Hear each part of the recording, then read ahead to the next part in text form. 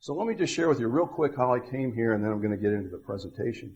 Now, my last stint in corporate America, what I would do was travel all over the country and train financial advisors, such as the ladies and gentlemen here, on retirement income planning, right? Once you retire, you want to have income, right, to maintain your quality of life and standard of living. I was fascinated by this topic. There's a lot of research on it. But what I realized very quickly, the software programs, you input this information, and one of the first pieces of information you input is your your Social Security income. So I realized, well, if this is really important in retirement income planning, and one of the first pieces of information, I should probably find out something about it. So I decided to educate myself, and from the moment I did, I was blown away. I had no idea Social Security did the things it did, allowed people to do the things it allows them to do, and had all these great features and benefits. And I also realized, because I'd go to all these big conferences and national sales meetings, and I have all these outside speakers, nobody talked about Social Security. I realized that hardly anybody knew this, so I decided, you know what, I'm going to educate people in this country about Social Security. So I decided to write a book. Now, I've never written a book before. I never had an intention of writing a book, and I thought it would take me about 6 months. It took me 5 years to write the book. I finally got done in 2015, and I didn't know if it was any good. I thought it was, but I was biased because I wrote the book. Well, I was very pleasantly surprised that in 2015, when my publisher told me that this book won the International Book Award as the best business personal finance book of 2015. Oh yeah. There were over 1,000 entries from 15 different countries, and this book beat them all, finished number one. Not only that, this book also won the Eric Hoffer Award as one of the best business personal finance books of 2015. So this book is a multiple award-winning book. I'm a multiple award-winning author, and I'm not even trying to sell you this book, because if you want a free copy of this book, just let your financial advisor know, and Nick will make sure they get enough free copies to give to you. Now, I'll even sign the book if you want me to, but I have to warn you, caution you, that this book retails for $20 on Amazon, but recently I was told that signed copies on eBay are going for 49 cents, okay? So maybe you don't want me to sign it, okay? Let your financial advisor know that too. But don't forget to get a free copy of my multiple award-winning book. All right. Now let's get into this. I'm excited to share some of this stuff with you because some of it's really amazing. And I've showed this presentation to, I would say, this is no exaggeration, probably 50,000 people over the last 12 years. Some of them knew a lot about Social Security, but there's a couple of slides here that blew them away. They've never seen or heard before and found them to be amazing. I think you will too. And when I get to that part, I'm going to make you aware of it. And it's going to be worth the price of admission. If the price of admission is only your time to get here, it's going to be time well spent. All right. So again, I tell you, going back to my retirement income planning days, I quickly realized that your Social Security claiming decision is going to be one of the most important retirement decisions in your lifetime, important financial decisions in your lifetime. And making a better one can have a huge impact on your retirement, make you more financially comfortable and less stressed out, all right? And when I get done with my presentation, I think you're going to realize that. I just want to let you know, some of you may be aware of this, but there used to be this really cool strategy called file and suspend. The government took it away in May 1st of 2016. And as a result of doing that, I think most people think that all these creative strategies are gone. There's still one that's left. It's only going to be around to the beginning of 2024, but it's called restricted application. I'm not going to spend a lot of time on it, but in order to use it, you have to be qualified. And the qualification is you had to be born before January 2nd of 1954, okay? And if you were and you haven't claimed your benefits, then you really need to know about this strategy because it's incredible. I'm just going to take 3 or 4 minutes at the end of my presentation, show you exactly how it works. And even if you're not qualified, you may have family members, have associates at work, friends, neighbors that might have been born before 54 and qualified to use it, and you should tell them, okay? You might get a free dinner out of it. All right, so most of you probably aren't qualified to use it, but there's still some incredibly compelling reasons why you should consider delaying the claiming of your benefits. Now, I want to caution you on something. When I get done, you may think, hey, all that Brian Doherty wants us to do is wait until age 70 to claim our benefits. That's not it. Because over the last 12 years, I have also advised probably over 1,000 people, most of them married couples, but some widows, divorcees, or single people, on the best claiming strategy. And what I found is that most people are not aware of all their options, of all the things they should be aware of when they claim Social Security. As a result, a lot of times I think they make poor decisions, okay? So what I'm going to do, I'm going to share with you a few things today that I think everybody should know before they claim their benefits. When I get done, if you still decide to claim at 62 or 63, that's fine. That's your decision. But it will not be an uninformed decision, okay? All right, so one of these, the first one is something that you're probably all aware of, and that is the longer you delay claiming your benefit, the bigger your benefit is going to be. But what I found is that most people are not aware of exactly how much bigger their benefit is going to be. So you're probably aware that you could claim your benefit as early as age 62. But if you do that, you're going to walk into the smallest monthly benefit every month for the rest of your life. Now, there's some math geniuses that crunch the numbers and put out white papers about what's the best age to claim your benefits. A lot of those math geniuses will tell you claiming at 62 is probably not the best decision. Or you could claim as late as age 70 and lock into the biggest benefit every month for the rest of your life. And those same math geniuses will tell you that's probably a better decision to make. Or you could claim at any age in between 62 and 70. But here's the bottom line. For every year that you delay claiming past age 62, your benefit is guaranteed to increase by 6 to 8% per year up until age 70. Now, I call that a risk-free guaranteed rate of return. In this still incredibly low interest rate environment, where are you going to find a risk-free guaranteed rate of return of 6 to 8% per year? Nowhere that I know of. And you know what? The story gets even better. It gets a lot better. Because as I'm about to show you, that Social Security has this great inflation hedge. You know, inflation is a bigger issue now because of the price of gas and food and everything else. Has this great inflation hedge called COLA, the Cost of Living Adjustment Feature. Whatever that percentage increase is, you can add that on top of the 6 to 8%. So let me give you an idea. Let's say going into this year, 2022, somebody was born in 1956, which means they have a full retirement age of 66 years and 4 months. Let's say they say, you know what, I don't need my Social Security income this year. I'm going to delay for at least one more year, okay? They got a minimum guaranteed increase of 8%. On top of that, the COLA increase this year in 2022 was 5.9%. You add the 5.9% to the 8%, that brings their increase by delaying 1 year up to 13.9%. And you lock into that increased benefit for the rest of your life. Ladies and gentlemen, this is the best deal on the street. It really is. Now, they are talking that this year, they're going to make the announcement of what the COLA increase is for next year. They're going to do that in October. They do it every October of every year. They'll tell you what the COLA increase is going to be for the next year.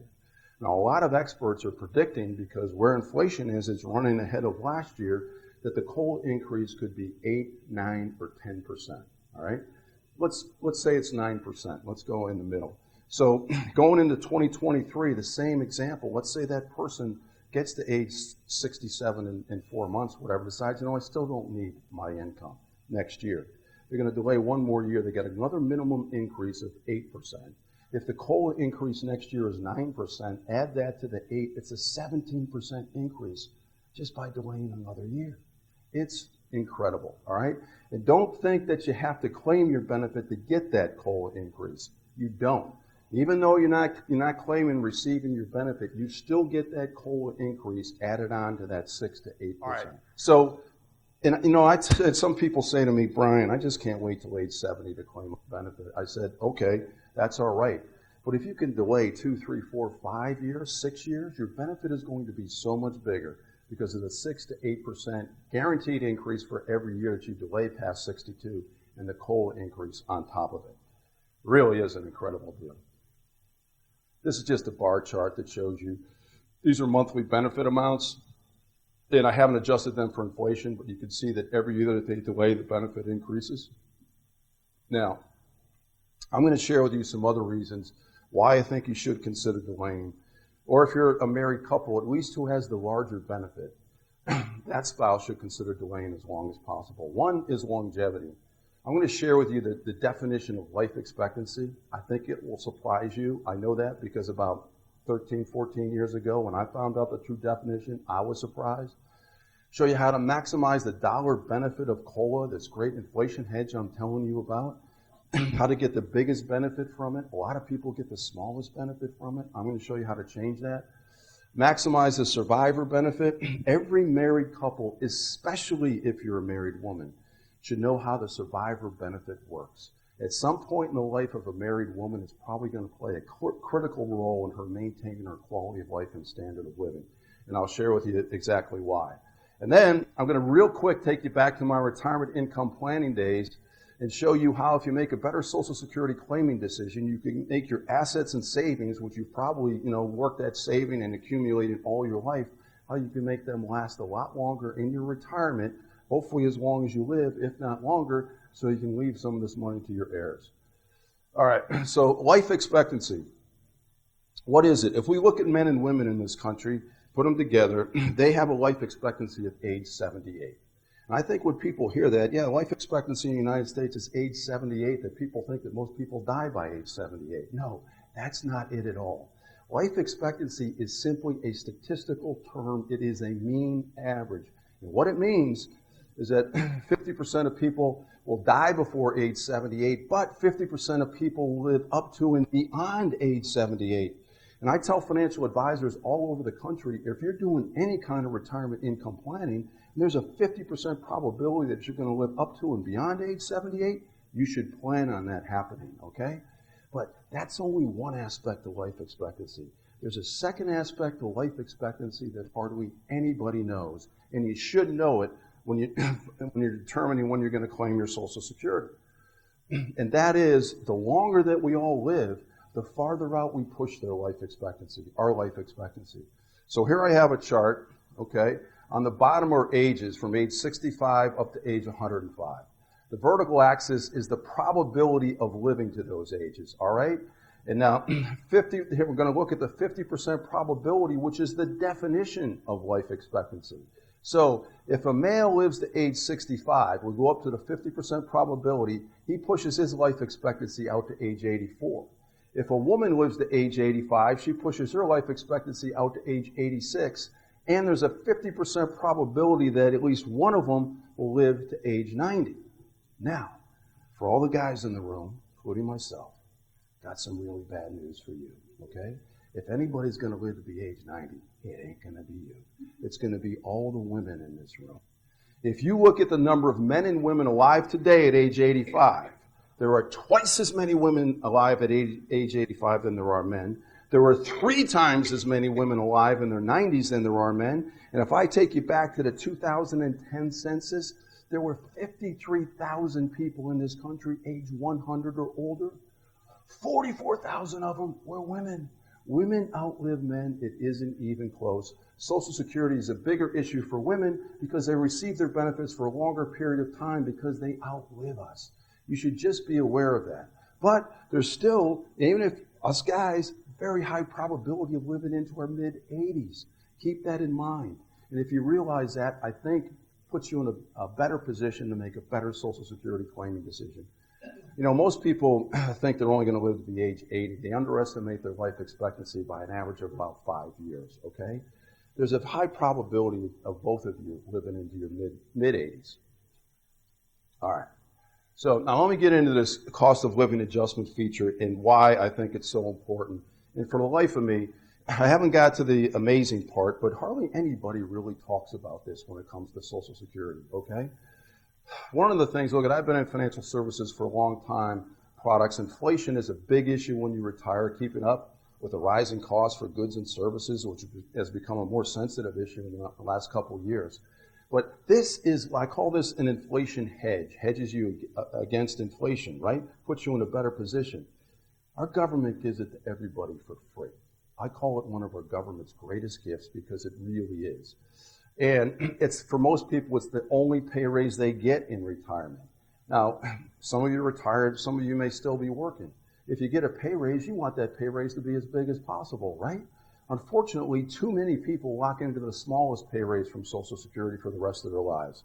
I'm going to show you how to change that. This is a really simple concept, and by the way, all these charts and graphs and stuff are in my book, so get the free copy. All I'm going to do is I'm just going to look at this chart up here, and these are monthly income differences, okay? So what I'm going to do is I'm going to contrast if somebody were to claim their benefits at age 62, they go to their Social Security statement and says, well, if you claim at 62, we're going to pay you $1,875 a month. Now, if that same person were to wait until age 70 to claim, they go to their statement and Social Security says, well, if you wait till 70, we're going to pay you $3,300 a month. Now, the monthly difference between these two starts off at $1,425 a month. They'd earn $1,425 more a month if they claimed at age 70 as opposed to claiming at age 62. Okay. Now, over here, I'm going to take you out 20 years, and I assumed an annual COLA percentage increase of 3%. Now, before this year, a lot of financial advisors would give me a hard time about using 3%. They say, hey, Brian, have you seen where inflation's been over the last 10 years? Yeah, I know it's been a lot lower, only about 1.5%, but you know what?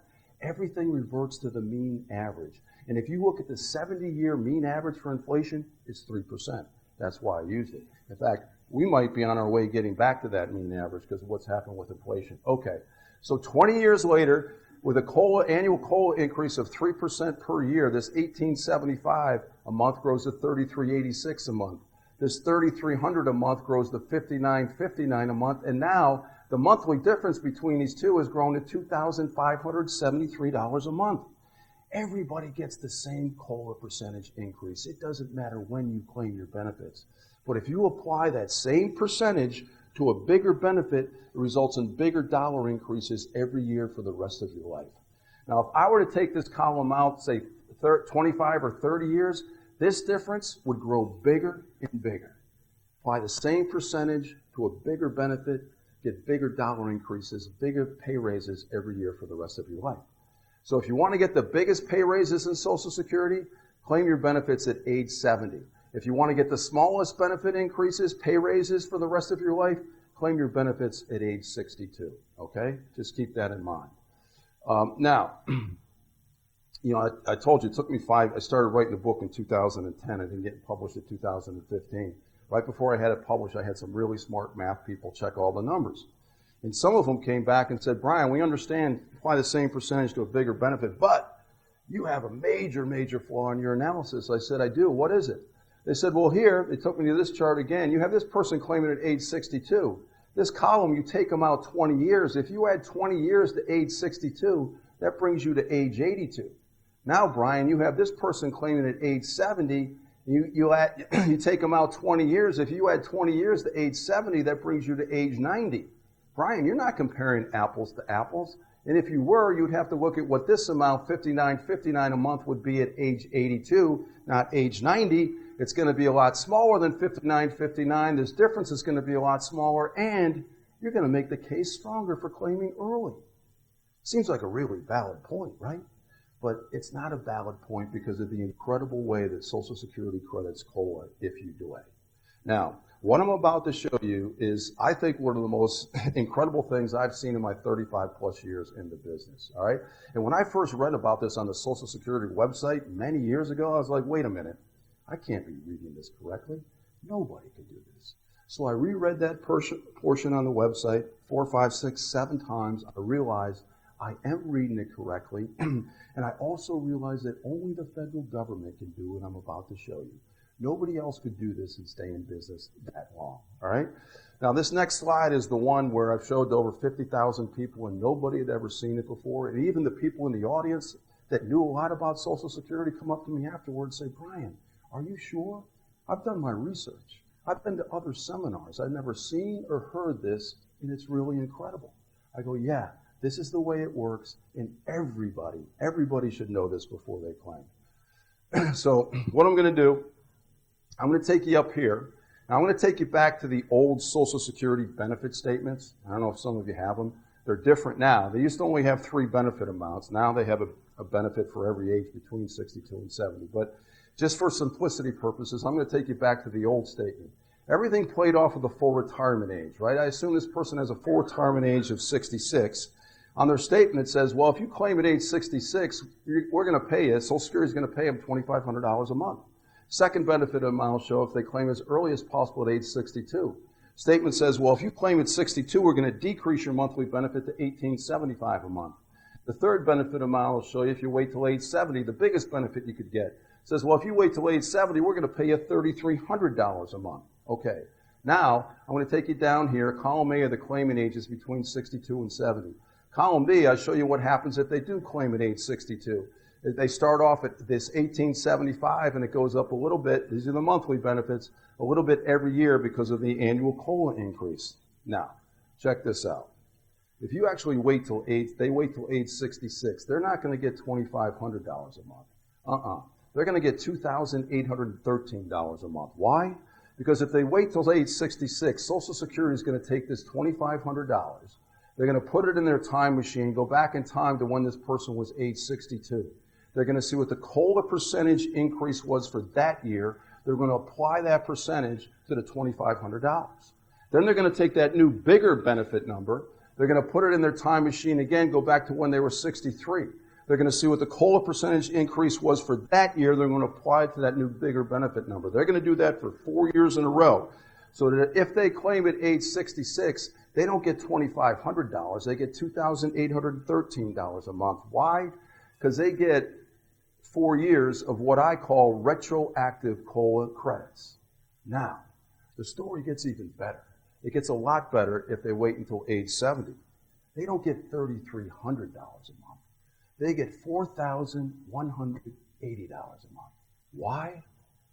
Because they get 8 years of retroactive COLA credits. Ladies and gentlemen, I think you'll agree with me, that's pretty incredible. You've probably never seen or heard of this before, and everybody should know this.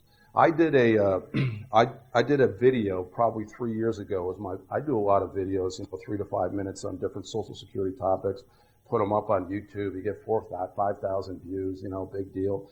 I did one 3 years ago. It was my most popular video by a factor of about 25 to 30. 25 to 30 times more people watch it than any other video I did. The title of the video was, "Your Social Security Statements Are Wrong."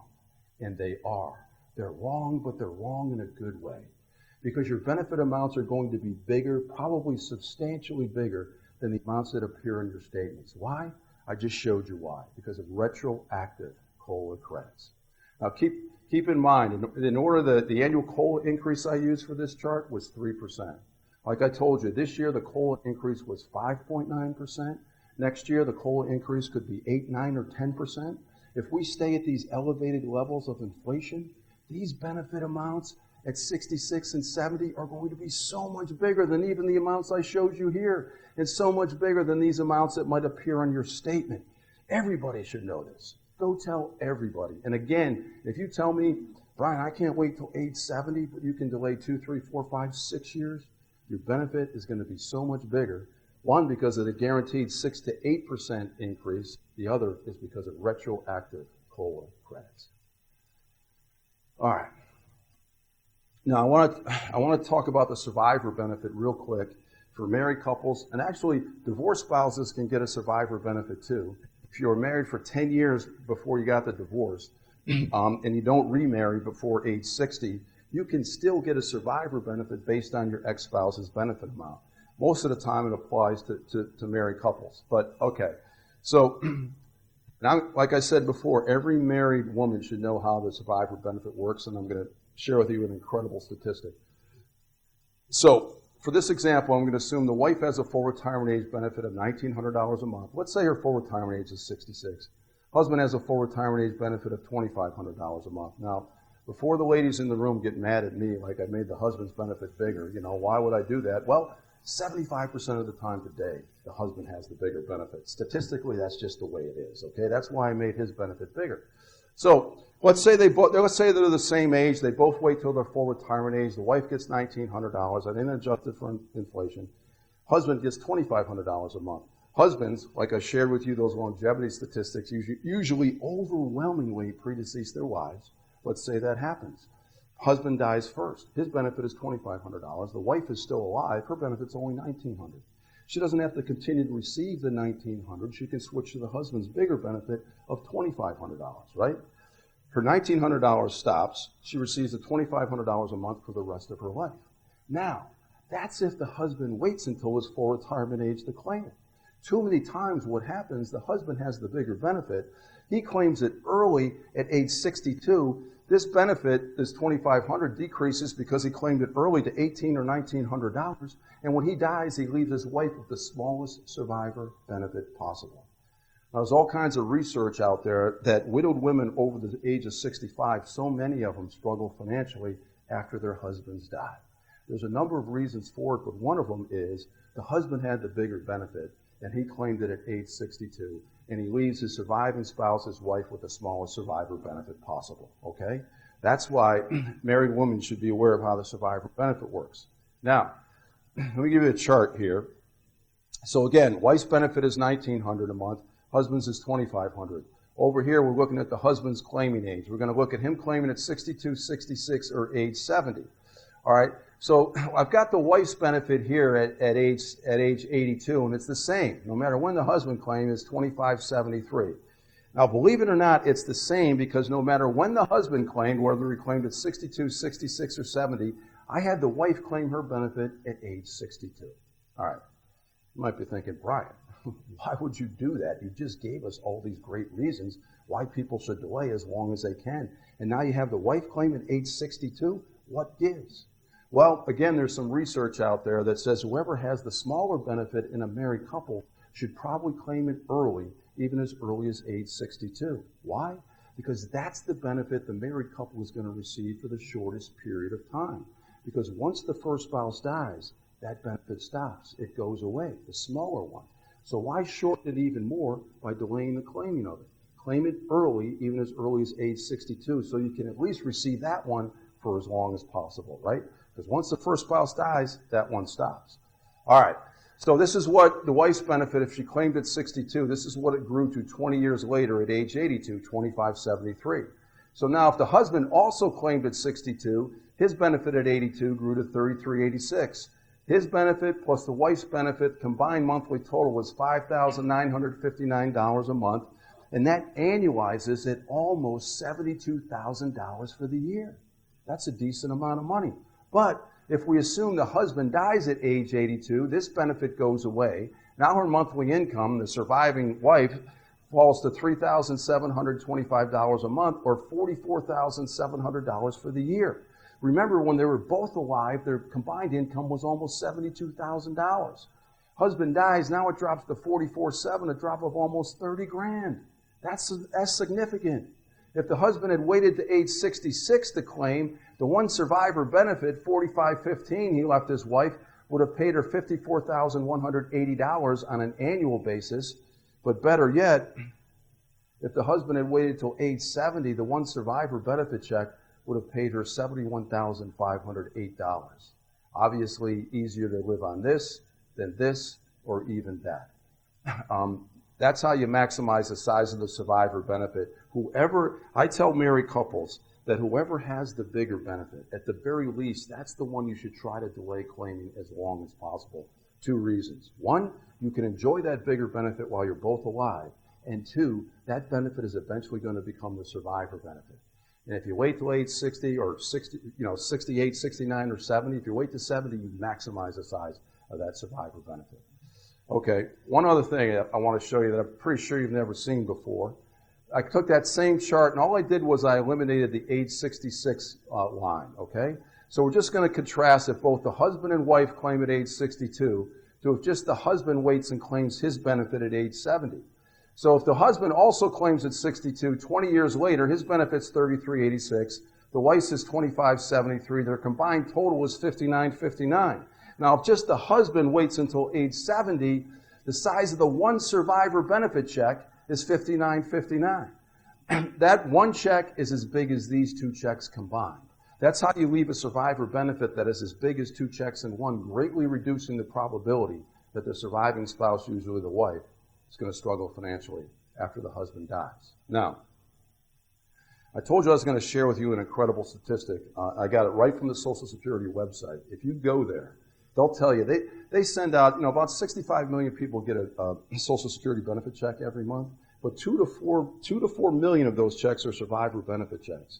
Now, on the Social Security website, it'll tell you that 95% of all the survivor benefit checks they send out go to women. 95%. So that backs up my statistic that wives overwhelmingly outlive their husbands, and they should be conscious of how the survivor benefit works. All right, so now I'm going to take you to my retirement income planning days, and I'm going to show you how making a better Social Security claiming decision can have an incredibly positive impact in a number of ways in your retirement, okay?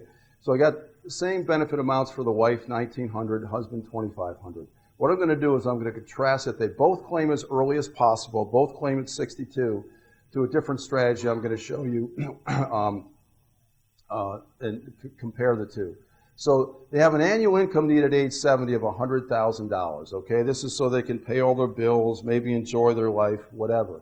Now, don't be concerned about the annual income need of $100,000. If your annual income need is 80, 70, 50, 40, the concept still works, okay?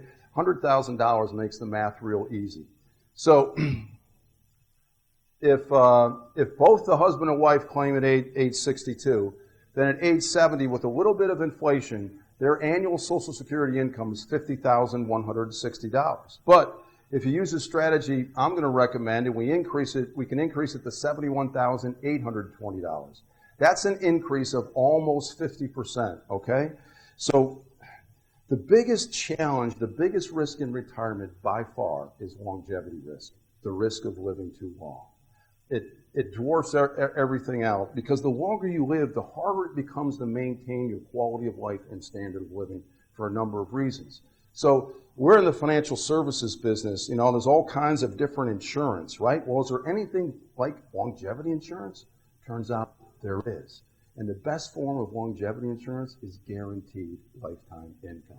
Income you can't outlive. That's exactly what Social Security is. Look, you can outlive your assets and savings, but you can't outlive your Social Security income. You're going to get it to the day you die. And you know what? They started sending out checks in 1940.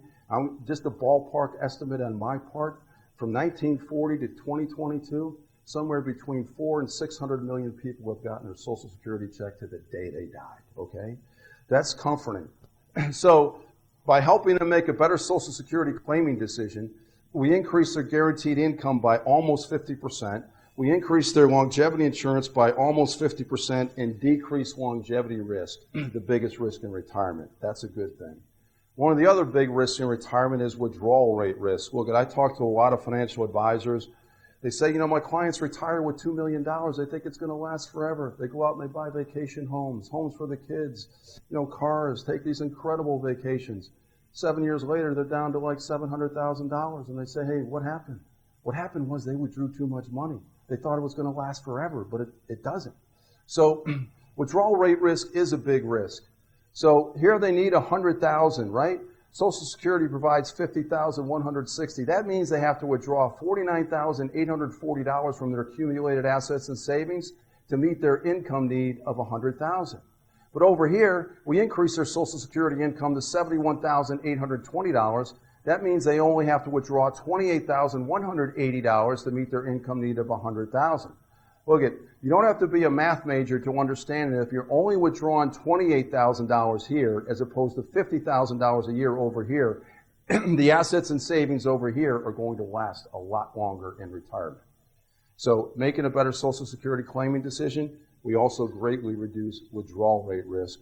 One of the third biggest risks in retirement is inflation.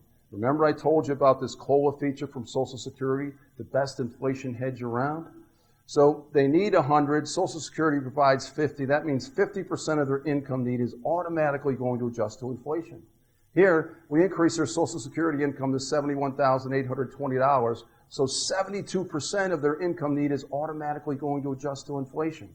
So this is what, retirement income planning, I tell financial advisors, if you're doing it, you really need to start with the Social Security claiming decision. Help your clients make a better decision, increase their Social Security income, and if you do that, you're going to reduce longevity risk, withdrawal rate risk, and inflation risk, and it's all good. and put you in a better position to be more financially comfortable and less stressed out in retirement. Who doesn't want that? What, right, Richard? Wouldn't you like that? Okay. All right. I'm gonna talk about this spousal benefit, which is an incredible thing about Social Security. Then I'm just gonna take like 2 minutes and show you how restricted application works, and then, Gary, I'm gonna open it up to questions, and you got the first one, okay? You got two? Okay. So this spousal benefit feature, look at, people are, I think, maybe with good reason, cynical about the federal government and some of the things they do, But I got to tell you, and I was too, but when I started researching Social Security, I uncovered so many surprises for me, and they were all pleasant ones. They were all positive ones. And after a while, I realized, Social Security gives people every opportunity to maximize their benefits, every opportunity to do it. Most people aren't aware of it, and so they leave money on the table because they don't know. This spousal benefit thing is one of the ways they do that. So let me just give you a quick example. Let me give you an extreme example. I've actually encountered this. You have a husband and wife, and I'm just going to say usually, one of the spouses doesn't have to work and it doesn't qualify for a benefit. And just statistically, again, ladies, please don't get mad at me. It's usually the wife. Husband makes a good living. I've had a situation where his full retirement age benefit would be $3,000 a month, right? And I advise him. I'm usually on the phone talking to him. Husband says, well, I'm the only one to work, and my wife's benefit is zero, so she's not going to get anything. I'm like, oh no, she's going to get a benefit. Why? She didn't qualify for Social Security. Yeah, but she still qualifies for a spousal benefit. Look, if you claim your benefit at your full retirement age, let's say 66, you get $3,000. The spousal benefit entitles her to receive a benefit equal to 50% of your full retirement age benefit, okay? 50% of $3,000 is $1,500. Husband still gets his $3,000. Wife gets $1,500. Now their combined Social Security income on a monthly basis is $4,500. And she maybe never worked a day in her life or didn't qualify for Social Security. It's an incredible benefit. Let me give you another quick example. This is probably a better example. I run into this all the time. Let's say Chris is the husband. His benefit is $2,000 and Lee's is only $500. Let's say they're the same age. Their full retirement age is age 66. Chris works to 66, retires. Again, I didn't adjust it for inflation. He claims his benefit. He gets $2,000 a month. Lee also works to 66. She retires. And as a result of qualifying for a spousal benefit, she gets $1,000 a month, which is 50% of Chris's $2,000. So basically, because of the spousal benefit, she doubled her income. She's not going to receive only $500. She receives $1,000. Pretty cool. Check this out. Here's something that hardly anybody knows. And again, it's another way that Social Security bends over backwards to give people every opportunity to maximize their benefits. Now, I run into this, on a regular basis. So Chris, the big breadwinner, $2,000, he says, hey, you know what, Brian? I paid my FICA taxes. Those are those Social Security taxes they take out of your paycheck every time you get paid. I've paid those for over 40 years. I'm not taking the chance that I die before I get a chance to claim my benefits.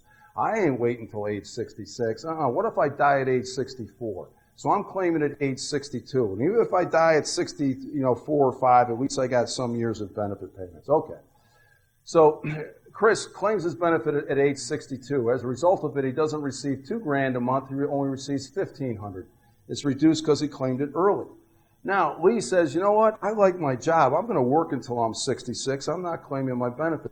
So Lee goes to age 66, retires, and claims her Social Security, and she still gets $1,000 a month. You would think because Chris claimed his benefit early and it was reduced to $1,500 a month, 50% of that is $750 a month, right? It doesn't matter, though, that Chris claimed his benefit early. It has no impact on the size of the spousal benefit. Lee is still entitled to receive 50% of the $2,000 or $1,000 a month. That's incredible. Hardly anybody knows that. That's how the spousal benefit works. It can be an incredibly valuable feature in the right situation. Okay, let me quickly take you through this. And again, if you're not qualified, maybe you know some people that do. This is only going to be around to the beginning of January of 2024. So the clock is ticking. Again, you had to have been born before January 2nd of 1954 in order to be qualified to use this. Now, before the year 2016, anybody could do what I'm about to show you. And I was pretty sad when they changed the rule, but anyway. So this is pretty incredible, and this is what I say about Social Security. There's a lot of incredible things. Again, wife's benefit, $1,900, husband's $2,500. Okay, in this case, only the husband has to have been born before January 2nd of 1954. The wife can be born after that date. All right, so what we're going to do, first thing is we're going to have the wife claim her benefit at age 62. I shared with you why. That's a smaller benefit, can receive it for the shortest period of time. And also, if her claiming at 62 brings in enough income to make it easier for the husband to delay claiming his benefit, at least to age 66, that's another good reason for her to claim early. So she claims at 62, her benefit is reduced to $1,425. Husband can't do anything until his full retirement age. We assume he has a full retirement age of 66. At age 66, he claims and restricts his benefit to only a spousal benefit. That entitles him to receive, again, 50% of the wife's full retirement age benefit amount, $1,069. Remember, it's not 50% of this $1,603. It's still 50% of this $1,900, and we included 4 years of retroactive COLA credits, which brought her benefit up to $1,069. Now, the husband's going to receive just these monthly spousal benefits over the next 4 years. And while he's doing that, he continues to delay claiming his $2,500 a month, and that grows by a minimum of 8% per year. I say minimum because if there's any COLA increases, you add those on top of the 8%. Okay? So he collects all these spousal benefit payments over the next 4 years. Then at age 70, he switches now to his maxed out benefit, which has grown to $4,180. And now their combined income is $71,820. And you know what? It never goes down. It only goes up from there, okay? One other figure I want to point out, $205,668. That's the cumulative total of Social Security income they received while the wife received her benefit and the husband received these spousal benefit payments. They received over $200,000 while they waited for the husband to claim his maxed out benefit, okay? Real quick, I got one more slide or two. So this strategy all revolves around the strategic claiming of these spousal benefits. These are monthly benefit amounts. If we annualize them, multiply them by 12 and add them all up, just those spousal benefit payments would have paid the husband $53,664. He received over $50,000 while he continued to delay claiming his own benefit, okay? It's an incredible strategy. So sad that they took it away from most of us in 2016, but if you happen to be qualified for it, you want to take advantage of it, and every month that goes by, you're losing money, okay? You're missing spousal benefit payments. So let's see. I think I'm done. Yep. So that's what I got, and I'll open it up to questions, and Gary, we'll start with you.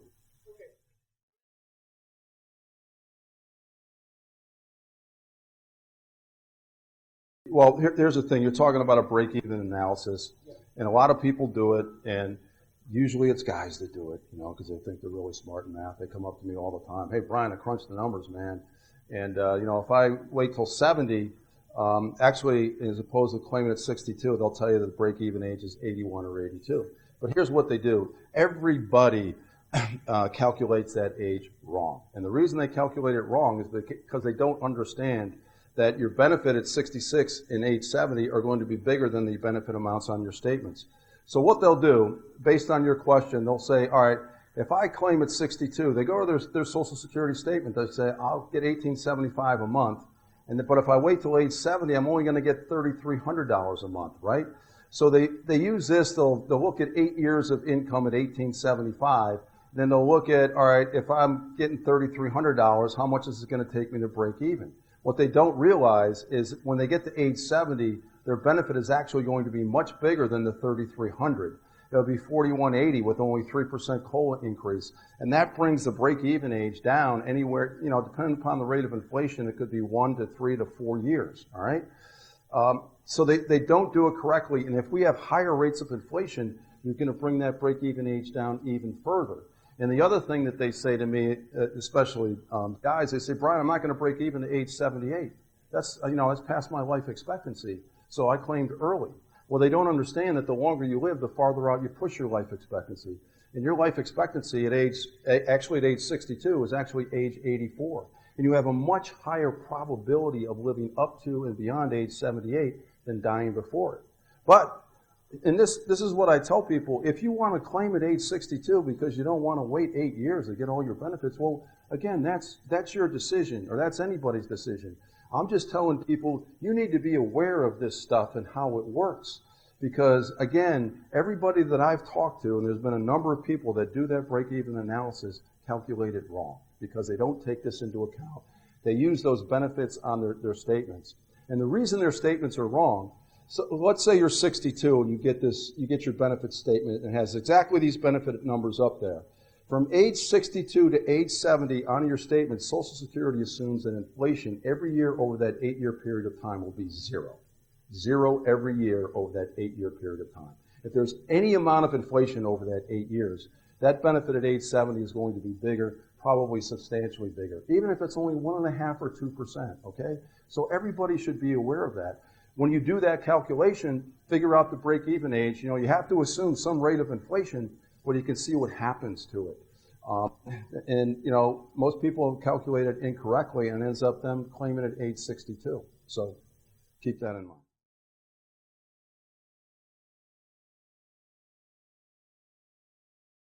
I think, that's another personal thing. If some people hate their jobs, and I hear it all the time. They say, as soon as I get to 62, man, I'm out of here. I'm collecting Social Security. And Brian, there's nothing you can say to me to change my mind. I'm like, okay, I'm not here to change your mind. I'm here to make you aware of things about Social Security that most people don't know and include that into your calculation. I mean, if people already have in their mind that they're going to claim at age 62, there's little that I can do to change it. I just tell people you need to be aware of these things.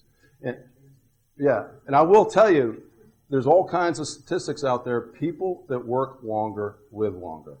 And maybe it's because they like their job, right? And they like having that purpose every day. But I could give you white papers that the people that work the longest live the longest.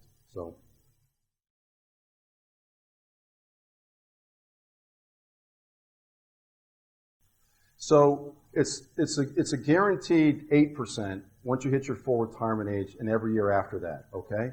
So if you claim early, like you go to age 62, there's a monthly reduction formula that they use. So every month prior to your full retirement age, your benefit is reduced by a particular percentage. So if I'm comparing, say, your benefit at age 62 to your benefit at age say 66, if that was your full retirement age, you use that reduction formula, right? You figure out the reduced benefit at age 62. Then if you were to say, okay, what if I claimed at age 63? It would be reduced less. And then you look at the difference between if you claimed at 62 and 63, it's somewhere like in the 6.5% range. Then you look at the difference between 63 and 64. I think that's about 7%. So I actually rounded down to 6 to 8%, but that's where I got that.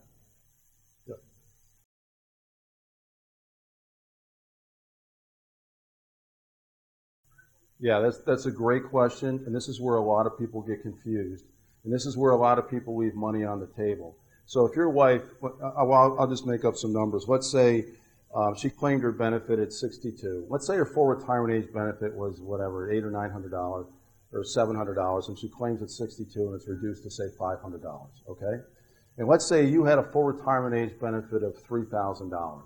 So normally, if she waited till her full retirement age, she could get a spousal benefit equal to 50% of yours, or $1,500. That's half of $3,000, right? But because she claimed at 62 and her own benefit was reduced, when you claim, she can't claim a spousal benefit until you claim your benefit first, right? So when you claim, she can step up to a spousal benefit. And it will be slightly reduced because she claimed her benefit early at age 62. But usually it's a substantial increase from her $500, okay? Maybe it gets up to $1,200, okay? Who doesn't want an extra $700 a month or over $8,000 a year? Now what happens too many times, and I've run into this, that the wife claims at 62, you end up claiming, and the couple has no idea that she can step up to a higher spousal benefit. And you know what? And Social Security, a lot of times, doesn't tell them. And they screw up all the time. And this is something that people don't realize. They think, I did my research, but, push comes to shove, I can just go to Social Security and they'll tell me all my options. No, that is a bad plan. So your wife can step up to a bigger spousal benefit, But when you claim, she may have to be either there at the local office or on the phone with you saying, hey, I want to make sure I step up to a bigger spousal benefit.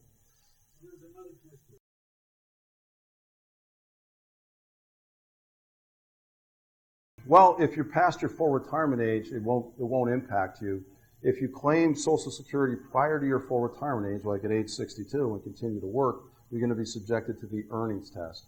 And this year, if you make more than $19,560, I believe the total is, then you're going to have to start giving back whatever benefits you've received. Well, some of them.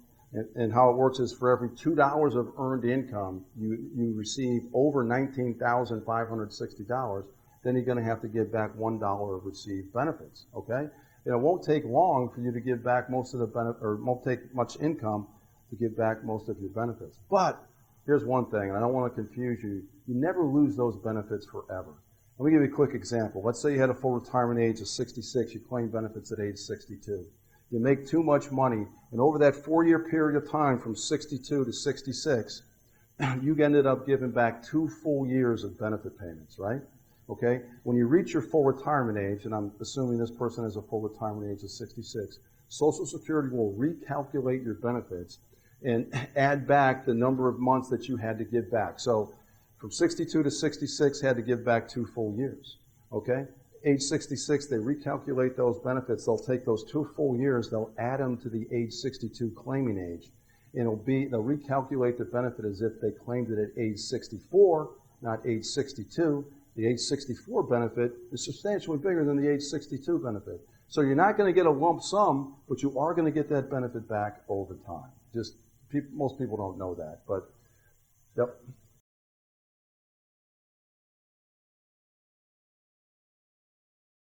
Okay, so you're saying that the husband's older, but he's going to predecease her? Yeah. If he predeceases her, and let's say she's not at her full retirement age. Let's say her full retirement age is 67 and she's 64. If she claims her survivor benefit at 64, it's going to be reduced, okay? If she waits until her full retirement age is 67, she'd be entitled to the full amount. Now, I don't know if there's a widower or widower in here, but widows and widowers have the greatest flexibility when it comes to claiming. Because in that situation, if she was 64, and say the survivor benefit is always going to be bigger than her own benefit, she could claim her own benefit at age 64, okay, restrict it to only her benefit, and then collect that benefit for the next 2 years, or 3 years if her full retirement age is 67, and then switch to the bigger survivor benefit at age 67. So it would make it easier for her to wait because she could collect her own benefit.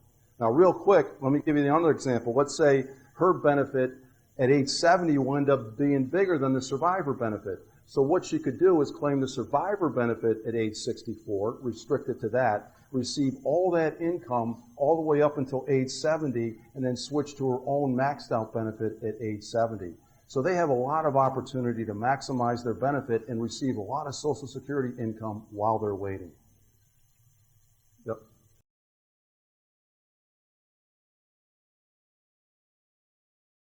No, they could. I mean, if they could have done it, say they're 2 years late, they could apply for the spousal benefit and also ask for a lump sum check for 6 months of back payments, of those spousal benefit payments, and they can get that. Yeah.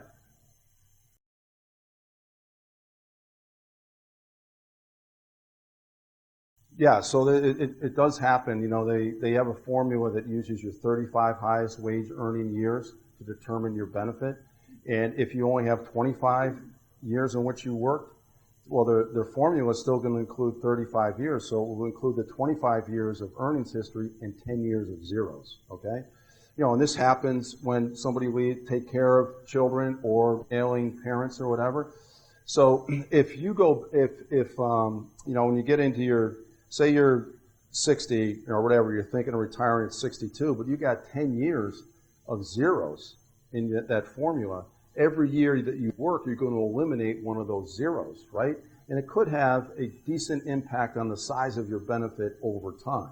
Now, if you do have 35 years of work history and say, I'm going to continue to work in my 60s, and you make more money than one of the previous 35 years, they'll drop that lower earning year, they'll add the bigger earning year, right? And they'll calculate your benefit.